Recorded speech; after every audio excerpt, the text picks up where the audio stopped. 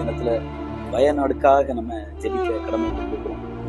மிக அழுகுறலான ஒரு சம்பவம், தேசத்தையே உலுக்குகிற ஒரு சம்பவம் அந்த இடத்துல அரங்கேறி அந்த ஜனங்கள் அழுகுறலோடு அங்கங்க முகாம்ல தங்க வைத்திருக்கிறாங்க, அங்கங்க ஸ்கூல்கள்ல தங்க வைத்திருக்கிறாங்க.